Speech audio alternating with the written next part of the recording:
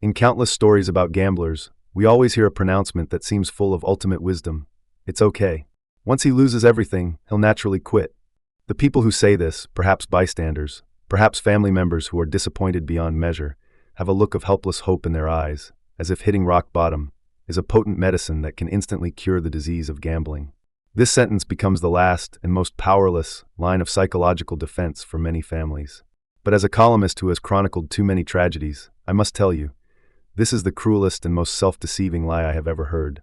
Waiting for someone to lose everything is no different from watching them walk towards a cliff and comforting yourself by saying, once he falls and breaks his legs, he'll know the pain and won't run around anymore. We ignore the fact that below the cliff may lie a bottomless abyss from which he may never be able to climb back. More importantly, long before he loses it all, the person who was once kind, decent, and full of hope has already been repeatedly scorched in a spiritual purgatory, becoming completely unrecognizable. Why is quitting gambling so difficult? Why, when the dead end is clearly visible ahead, do one's feet feel as if they're filled with lead, unable to turn away? This can't be summed up by simple phrases like weak willpower or insatiable greed. Gambling addiction, especially in today's era where it is infinitely amplified by the internet, is a devastating mental illness that precisely exploits our human weaknesses and hijacks our brain's physiological mechanisms. It's like a sophisticated parasite that silently invades your thoughts, distorts your perception, and finally consumes your life. To truly see its face, we must slow down the footage and, as if performing a dissection, examine frame by frame how a gambler evolves from an ordinary person who just wants to win a little extra cash into someone who has fallen into an abyss of no return. This process is clearly divided into 4 stages. I ask you, no matter which stage you are in now, to quiet your mind and look at this path you are on, or are about to be on. Stage 1. The breeding ground of victory and illusion. Every tragedy begins with a seemingly beautiful start. No one sets out to lose their entire fortune. At first, you might just be bored with life, looking for a little excitement. Maybe you were wronged at work and wanted to find a sense of control in a virtual world. Perhaps you believed a friend's boast about a new platform that's a sure win. More often, under the pressure of real-world finances, the idea of making some quick cash sprouts. So you click open that colorful interface. Baccarat, sick bow, slot machines. The rules are simple, the pace is fast. With a just-trying attitude, you bet 100, and it becomes 150. You bet another 200, and it turns into 300. At that moment, a long-lost, intense pleasure strikes your brain. We must understand this pleasure scientifically. This isn't simple happiness. It's a place in your brain called the ventral tegmental area, VTA, that, stimulated by an unexpected reward, begins to frantically secrete a neurotransmitter called dopamine. Dopamine is the messenger of pleasure. It makes you feel excited, joyful, and motivated. This is the core mechanism of drug addiction. And gambling, especially the moment of winning, is an endogenous high that doesn't rely on any chemical substance. These first and second victories build a fatal breeding ground of illusion for you. Your brain remembers this bet-win-pleasure pattern and begins to crave the next one. At the same time, your cognition begins to undergo a series of wonderful distortions. 1. The chosen one illusion. You start to feel that you are luckier than others, that you have a unique gambler's luck or intuition. The scrolling banners on the screen proclaiming, Mr. So-and-so won hundreds of thousands, convince you that you can be one of them. You subconsciously ignore the thousands of losing IDs, casting yourself only in the role of the few winners deliberately magnified by the platform. You mistake it for a game of luck, unaware that you are dueling with a cold machine built on sophisticated algorithms and a probabilistic edge. 2. The gambler's fallacy trap. When you see Baccarat produce banker 5 times in a row, your brain tells you, it's hit the limit, the next one must be player. This is the classic gambler's fallacy, the mistaken belief that there is a connection between a series of independent random events. You think you are analyzing trends and finding patterns, but in reality, every deal of the cards, every spin of the wheel, is an independent event with a constant probability, completely unrelated to the previous 100 or 1,000 outcomes. Your so-called technical analysis is just putting a rational coat on your random guesses. 3. The illusion of control. You can decide how much to bet and which side to bet on. This sense of operation gives you the illusion that you can control the outcome. You might even develop ritualistic behaviors, like betting at a specific time or with a specific amount, and attribute your wins to these skills. The more you try to control, the deeper you sink, because the platform is designed to make you believe you have control, thereby keeping you continuously engaged. 4. The near-miss seduction. Even more alluring than winning is almost winning. You bet on big, and the result is just 1 point off. The team you bet on gets beaten at the last second. This feeling of a near miss doesn't serve as a warning. Instead, it releases just as much dopamine as a win. Your brain tells you, see, my judgment was correct, just a bit of bad luck. I'll definitely win it back next time. This victory within reach is a stronger glue than victory itself, making it impossible for you to leave the table. At this stage, gambling is exciting, fun, and even a promising wealth code for you. You show off your winnings to friends, enjoying the vanity of easy money. You don't care about losses because you firmly believe that with your luck and skill, winning it back is just a matter of time. What you don't know is that the large net woven from dopamine and cognitive distortions has quietly tightened. You are lying comfortably in a warm bed, and this is the first stop on the road to hell. Stage 2. The vortex of chasing and sinking. Surprises are always fleeting, while loss is the eternal theme of the gambling world. This is because of one irrefutable truth. Behind the casino or platform is a probabilistic advantage, the house edge or vigorish, established by mathematicians and actuaries. No matter how you play, as long as you play enough times, the money in your pocket will steadily and continuously flow to the house, like sand in a funnel. Soon, you reach this turning point. Your luck index seems to plummet overnight. The money you won before is lost in a flash, and then you start losing your own capital. The first time you lose a few hundred, your heart tightens. The first time you lose a few thousand, you start to feel angry and anxious. At this point, a psychological demon deeply rooted in human nature, identified by Nobel laureate Daniel Kahneman, loss aversion, is fully activated. Simply put, the pain of losing $1,000 is far greater than the pleasure of winning $1,000, sometimes more than twice as intense.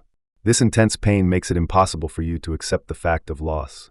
Your mentality undergoes a qualitative change without you realizing it. You are no longer gambling for the joy of winning, but to escape the pain of losing. Breaking even becomes the sole, most powerful obsession in your mind. It's like a magic spell that dominates all your thoughts and actions. You no longer think about what to buy or do after winning. Your only thought is to turn that glaring red negative number back to zero. To break even, your behavior starts to spiral out of control. 1. Increasing stakes. You used to bet 100 at a time.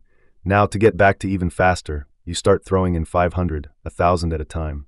You think this will recoup your losses more quickly, but you're unaware that it only makes your funds evaporate at a more alarming rate. 2. Extending gambling time. You start staying up all night, staring at the screen in a daze. You can't concentrate at work during the day. Your mind is filled with cards and numbers. You cancel family gatherings, turn down dinners with friends, and lock yourself in your room, isolated from the world, all for the ethereal battle to break even. 3. Losing emotional control. When you win, you feel a brief sense of relief, not happiness. When you lose, you fall into extreme irritability and rage. Your phone, keyboard, anything around you can become an object of your frustration. A casual word of concern from a family member can ignite your anger because they disturbed your serious business. 4. Starting to lie and hide. When your family asks why you're always on your phone, you lie and say you're busy with work. When friends notice you're financially strained, you invent various excuses. You begin to build a secret world whose sole purpose is to protect your gambling. This is the beginning of your detachment from normal society. At this stage, the advantages of online gambling are brought into full play. A casino that never closes allows you to pick up your phone and continue the fight at any late hour, in any moment of emotional breakdown. There are no strange looks from others as in a physical casino, no physical barrier to withdrawing cash. You just need a few taps on your phone, and the salary you just received, the money meant for the mortgage, turns into a cold string of numbers in seconds, and then disappears. This vortex of chasing is extremely deceptive. In this process, you will always have a few experiences of successfully breaking even, or even briefly profiting. For example, you lose until you have only 2,000 left, you bet it all in one go, and you win, instantly returning to the starting line. This near-death experience is a poison more toxic than victory itself. It will lead you to a fatal misjudgment. See, as long as I'm bold enough, as long as I persist, I can definitely win it back. You fail to realize that this is just a coincidence of probability, a little sweetener, from the house to keep you in this bloodless vortex until you are completely shredded. Every time you think you've climbed out of the vortex, you've actually just been thrown to a higher point, so that your next fall will be even harder. Stage 3. The ruins of despair and numbness. When the vortex has exhausted all your savings, when your bank account balance hits zero, or even goes negative, you enter the third stage, a spiritual wasteland made of despair and numbness. You've lost everything. Your salary, your savings, your year-end bonus. You start reaching for credit cards, for various online loan platforms. The loan sharks you once scoffed at are now your lifeline. You skillfully fill out information, perform facial recognition, and watch as loans arrive in your account. There is no fear for the future, only the brief euphoria of having gambling funds again. Without exception, this money is devoured by the platform in an even shorter amount of time. At this point, you are no longer gambling. You are engaged in a self-destructive war against fate, a war you are destined to lose. Your feelings about losing money become numb. Losing $10,000 no longer makes your heart race. Your brain has developed a tolerance to the dopamine stimulation. You need bigger, crazier bets to feel even a sliver of anything, even if that feeling is just to temporarily forget the mountain of debt in reality. In these ruins, you will do many things that even you can't believe. 1. Crossing moral bottom lines. When all legitimate borrowing channels are exhausted, you start targeting those closest to you.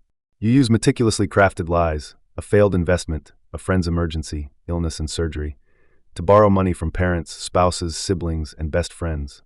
You consume their years of trust and affection, converting these precious things into one meaningless bet after another. 2. Turning to crime. When lies can no longer get you money, some people descend into an even darker abyss to raise gambling funds. Embezzling public funds, employee theft, online fraud, even robbery. I once interviewed a well-mannered corporate accountant who embezzled over $10 million from his company in 6 months to cover his gambling debts. Before he was arrested, he placed his last hope on a foreign soccer match. When the final whistle blew, his life was also sentenced to death. He told me that during that process, he no longer felt human, just a machine driven by addiction. 3. Intermittent clarity and retaliatory relapse. At some point, when you've lost everything and have nowhere to turn, you might experience a brief and painful moment of clarity. You kneel before your family, weeping, swearing to turn over a new leaf. Your family's heart softens. They take out their retirement savings, sell the house, and help you fill the hole. However, this kind of rescue by external forces is often a prelude to relapse. Because the pressure of debt has temporarily disappeared, you gain a false sense of security. But your brain, the brain that has been rewired by addiction, has not been repaired at all. On some boring afternoon, or after an argument with your family, the thought of just one more time, just one, to win back what I owe the family will crawl back out like a venomous snake. And this relapse is often retaliatory. You will bet with guilt towards your family and hatred for yourself, in a crazier, more desperate manner, trying to solve all problems at once. The result, naturally, is falling into a deeper, darker hell of debt. Gamblers at this stage are black holes in their families, cancer cells in their social relationships. They have lost normal emotions, becoming extremely selfish, indifferent, and pathological liars. Their lives are nothing but a field of wreckage and an insatiable pit of desire. Stage 4. The afterimage of emptiness and substitution. After enduring the repeated torment of the previous 3 stages, some gamblers may finally stop. This stopping is often not because they have awakened, but because they truly have nothing left and can no longer borrow another cent. They have been completely abandoned by society, all their resources exhausted. The path of gambling has been physically blocked. However, the end of gambling does not mean the end of suffering. On the contrary, they enter a longer, more agonizing stage, facing a hollowed-out, empty self. 1. Loss of meaning. Anhedonia. Long-term gambling has completely destroyed their brain's reward system. The small joys of ordinary life, a delicious dinner, a great movie, a walk with family, can no longer trigger enough dopamine to make them feel any pleasure. This state is known in psychology as anhedonia. The world is gray in their eyes. Everything has become tasteless. Life is transformed from a thrilling adventure into a life sentence. 2. Loss of identity. For the past few years or even decades, gambler was their core identity. Their lives revolved around gambling, studying odds, raising funds, living through the massive emotional swings of winning and losing day after day. Now, with this central axis pulled out, they fall into a massive identity crisis. Who am I? What can I even do? They find that besides gambling, they are good for nothing. Long-term isolation has caused them to lose normal job skills and the ability to interact with people. 3. Finding a new host. The immense spiritual emptiness and pain drive them to find new substitutes to numb themselves. This phenomenon is called addiction substitution. They might switch from online gambling to alcoholism, trying to drown their endless regret and emptiness. They might pick up a smoking habit, chain smoking to soothe their anxious nerves with nicotine. Some may even turn to more dangerous drugs or other equally destructive behaviors. Because their souls are riddled with holes, they need a constantly leaking outlet to release pressure. 4. Irreparable social relationships. Trust, once shattered, is extremely difficult to restore.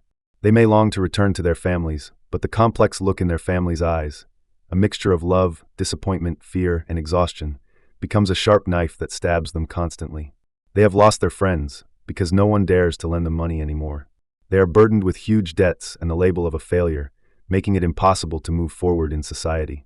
At this stage, they are like afterimages wandering through the ruins of a brutal war. The war is over, but they are forever left on the battlefield. They didn't die at the gambling table, but they have been sentenced to a spiritual death in real life. Writing this, I believe every word is like a knife, carving into the hearts of those with similar experiences. Please understand that gambling addiction is not a simple bad habit. It is a disease written into the circuitry of your brain. It will make you aim too high and reach too low. It will make you moody and abandoned by everyone. It will make you lazy and a pathological liar. It destroys, from the root, all the positive traits of a person as a member of society. Repeated relapses are merely the external symptoms of this disease. The real lesion lies in the brain that has been rewired by long-term, high-intensity dopamine stimulation, in the deeply ingrained erroneous cognitions, and in the heart that has been hollowed out of meaning and value. If you are trapped in this, please stop believing the bullshit that next time I'll win it back. Every time you think you see hope, it is actually a ticket to a deeper level of hell. If you have already reached the third or fourth stage, please do not give up. Quitting gambling is never as simple as not gambling. It is a long and arduous life reconstruction. You need to do much more than just uninstall those apps. 1. Confess completely and seek professional help. Be honest with your family about all your debts, without any concealment. Then, treat it like a serious illness. Seek professional psychological intervention. Join a gambling cessation support group. You're not fighting alone. 2. Isolate gambling funds and cut off all retreats. Hand over full control of your finances to your family. Cancel all credit cards and online loan accounts. Make it physically impossible for you to access gambling funds. 3. Face your debts and take responsibility. Don't run away. Work with your family to create a realistic repayment plan. This process is painful, but it is the first step in rebuilding your sense of responsibility. 4. Rebuild your life and find new meaning. Find a steady job, no matter how high or low the salary. Use your sweat and hard work to feel the reality of life again. Cultivate a new, healthy hobby to give your spirit something to hold on to. This road will be long, hard, and full of setbacks and struggles. But please remember, the money you lost may never come back. But if you can quit gambling, what you can win back is a responsible father, a trustworthy husband, a son who makes his parents proud. You can win back a new self who is at peace, grounded, and whole. This is the only jackpot worth winning in this gamble. Quit early, not to win back your money, but to win back your life. That is the only way out.